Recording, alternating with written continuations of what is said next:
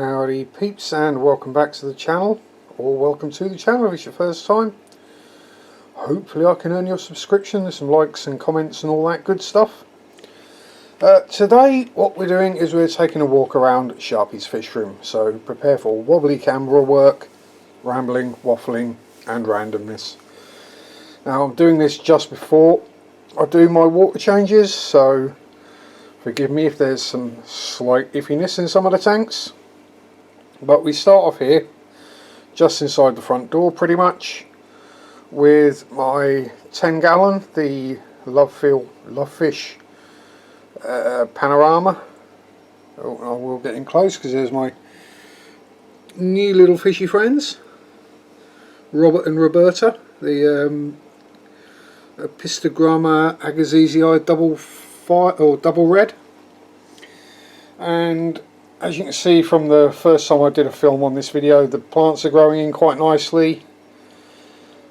It's been about a month, so everything happy, clean, tidy, well, ish, you know, as much as fish tanks tend to be.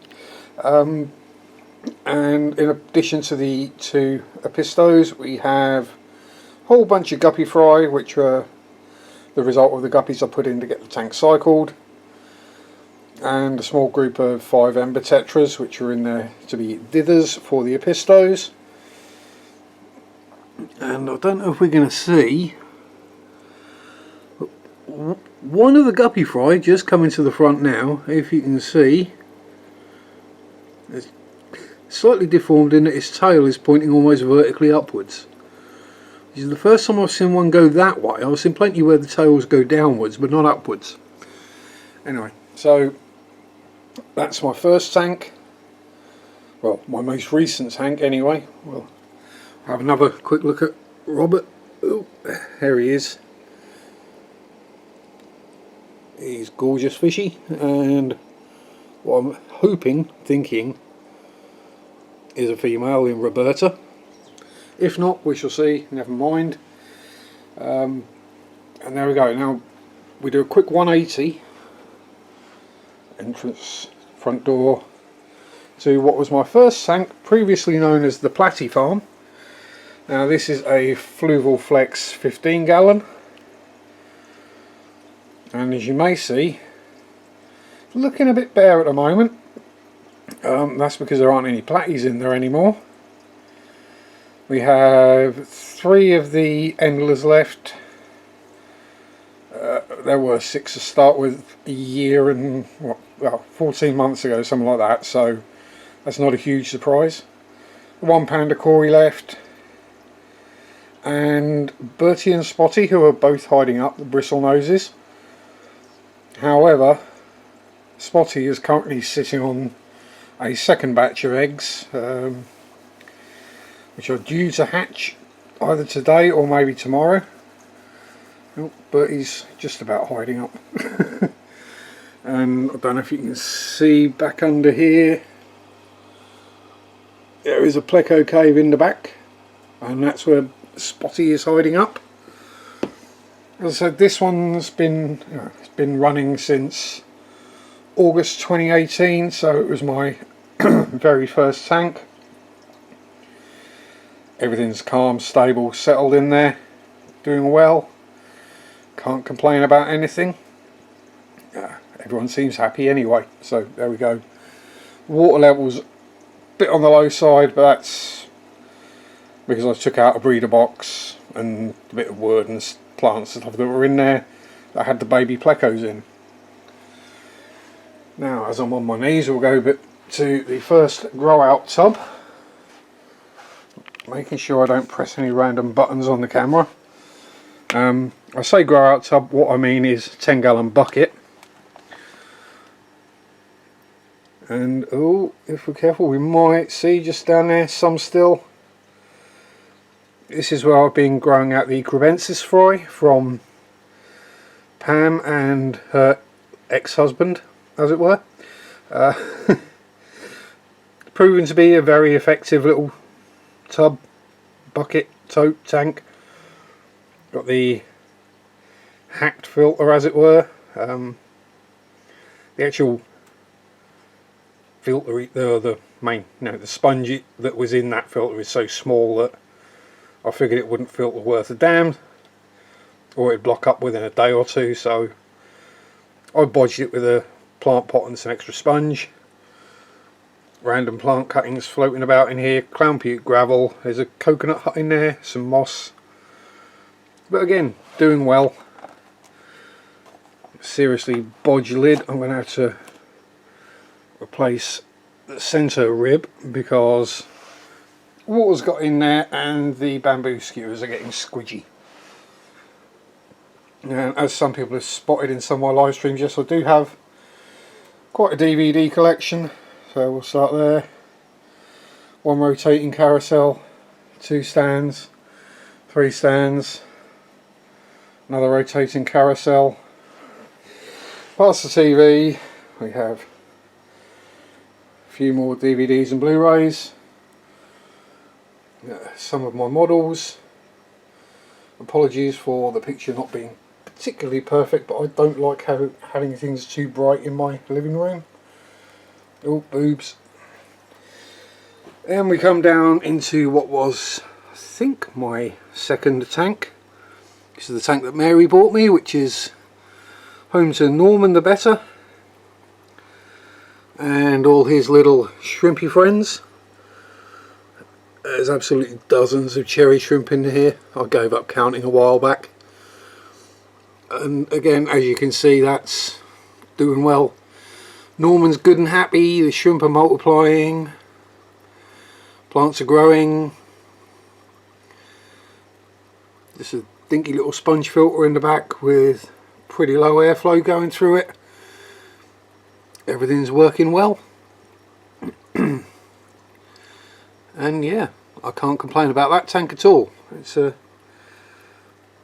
happy little environment. Oh, and if I move so to the side, we have some more models, more DVDs, more models, more DVDs, more models, more DVDs, more models. Then if we go over this way, yes, more DVDs, more DVDs, more models, yes. Spotting the theme here to what is actually my dedicated, as it were, shrimp tank, which is home to my colony of cherry shrimp, or my first colony of cherry shrimp. And again, as you can see, clean, healthy, happy, full of life, plants going nuts, shrimp multiplying like crazy again. We do have nerite snails. There's nerite snails in all the tanks. There's Malaysian trumpet snails in here as well. Some planaria, but you know, I just pop the trap in once a month and clear them out. No need for any chemicals. We have duckweed and salvinia on the surface, and yet again, just a small sponge filter in the back with one of the little nano air pumps, little piezo one, same as most of my tanks have. All doing well and fine. Let's have a look at the shrimp bundle. All sorts of different flavours, colour types. Then we're on to the big tank, which I'm going to have to back up a bit to get any of this in shot. The 200 litre. Just a planted community, nothing special or spectacular. Running the Fluval U4 that came with it. It's a Fluval Roma tank. An old school box filter in the back corner. And lots of friendly, happy fishies. Some rather pregnant looking platies. Oh, here comes the big Bozeman rainbow. A couple of forktails. Copper rasboras. Oh, hello Pam. Pam the little crib. Well, not so little. The murdering crib. She killed her husband. Up the back corner there is one of the bamboo shrimp. There's another one in here somewhere. Probably in this big log piece of wood over here. Somewhere down the back he normally is. There he is. Just pick him out right at the back, right by the filter outflow. Somewhere in here is another female crib, a African butterfly cichlid. They're probably just asleep or hiding up. And you might just about be able to see. No, she's going to hide. Dave the pleco, bristlenose. We do have a little bit of algae in here, namely some blackbeard on this Anubias, and a bit on some of the dwarf sage and Arsenaria. Oh, there's Cribby. She's just come out from hiding. She's been hiding behind the filter, having a snooze, no doubt. Don't blame her. And yeah, so again, everything clean, fine, happy in there. A little bit of algae, but no, I'm not worried about that. You know, there's far worse things to have in a tank than some algae, let's put it that way. And if we move a little bit further across, we come to the what is supposed to be a ram breeding tank, but they're not really showing much sign of doing it. So up the back there we have the male and female ram. There are also 4 celestial Poldanios, and again plenty of plants, mostly doing fairly well. Microsword doesn't look too happy, but you know, oh no, not Microsword, a Windlove Java Fern, but you can't have everything, I suppose. The other Java Fern's doing well, everything else is growing well, so you know, a little bit of green hair algae in here, but again nothing I'm worried about. You know, easy to clean up. Again, nerite snails in here. And just down the front is a rather unassuming looking plastic tote. So I'm careful and lift the lid, you might see something. Now in here are some guppies that I popped in just to keep it cycled, ticking over as it were, because there's also my first bunch of bristlenose pleco fry in here. Now there's 9 of them in total, and you know, they seem to be doing rather well to me. I'm not going to complain anyway. There's also a baby platy and 4 or 5 baby guppies. You know, you stick guppies in something containing water and you're going to get baby guppies. It's what happens. But yeah, that's all going well. Just cheap, simple filter. Well, it's actually another one of those filters. And we got a, again, little sponge filter in there because I had one.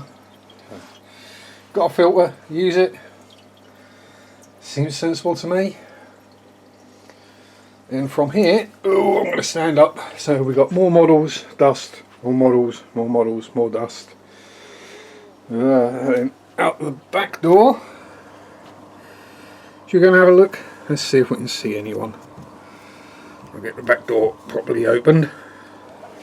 It's been on the Zach latch, which means it's open but only just wide enough for Zach to get in. Zach being the cat.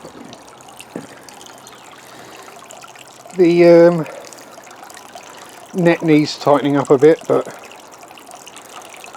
as you can see, clean, healthy-ish. The 4 comets are doing well. That's